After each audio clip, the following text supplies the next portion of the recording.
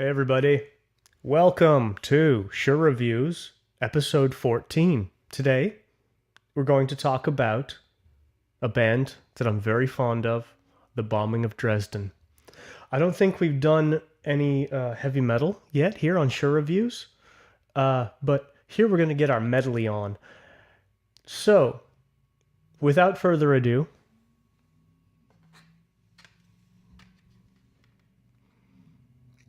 this is The Bombing of Dresden, Scavenger's Daughter. This is their debut album. It was released in 2014, and it was produced by the amazing Matt Brigio. The first song, Slender Man.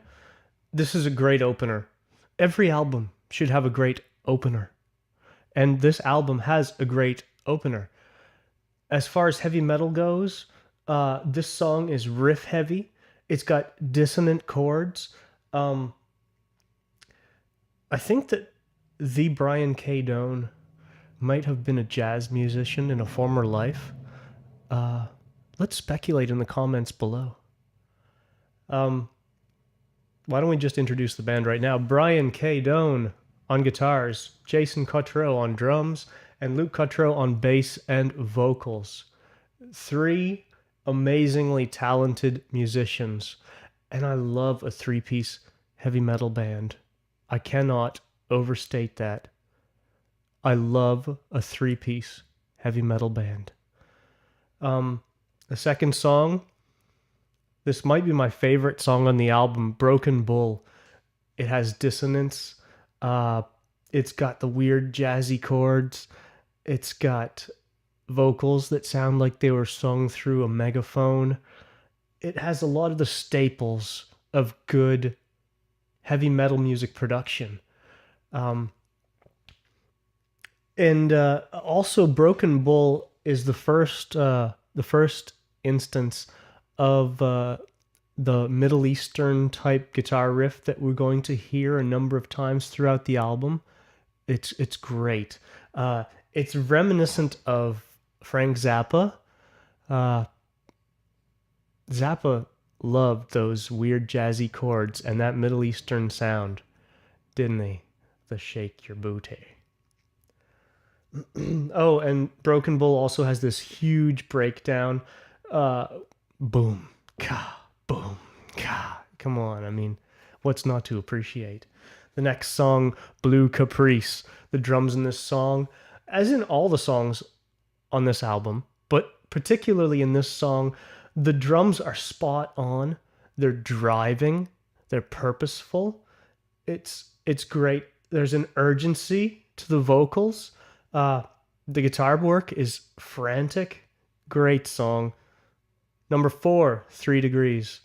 It's got a great groove. Love the bass slide. There are some insane vocal counter melodies in this song. It's great. Number 5, Antihero. You can love the concept of Antihero without even hearing the music. Who doesn't love the concept of the Antihero? Venom.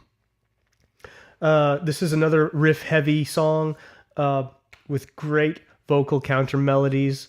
It plods along in its heaviness. I like my metal slow. I like it spoon-fed. I don't like it thrown at me.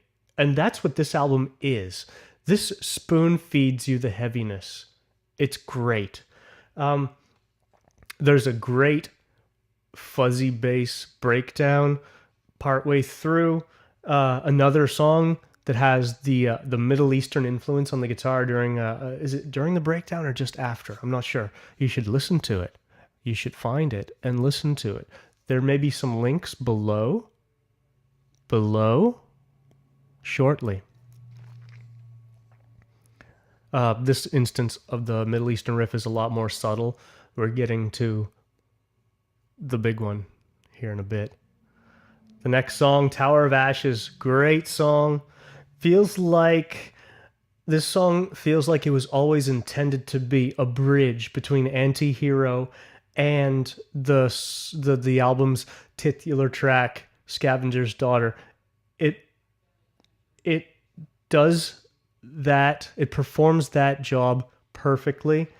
It's strong on its own, um, but it also seems to uh, do the job of bridging the beginning of the album with the titular track, the other half of the album, however you want to look at it.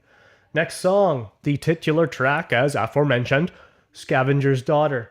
I've got my Bombing of Dresden t-shirt on, and if we were in my music room right now, you would see the posters on the wall of the Bombing of Dresden. These guys are so talented, so talented. So, Scavenger's Daughter, the title track, and it's probably the fastest song on the album. And even at that, we're not talking about thrash. We're not even coming close to anything resembling thrash, which is fine. This is a great song, and it's got an awesome halftime breakdown that leads into a real riff rock, riff metal portion. Great listen. And finally, The Greys. The Greys is the closing track. It has an awesome opening that builds anticipation. I would say this song, and I didn't realize it until I listened to it for the final time just minutes ago. At the very least, portions of this song are they seem to be the most Metallica-esque, the most Metallica-inspired. I'm not even sure.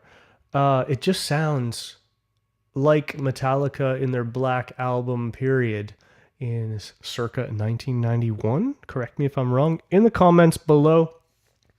The song is dissonant. And this song has the strongest example of that Middle Eastern guitar motif that we discussed so many times in this so short a video.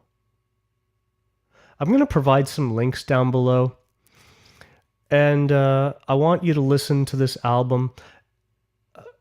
In closing, I really love the sound of halftime drums over top of fast guitars.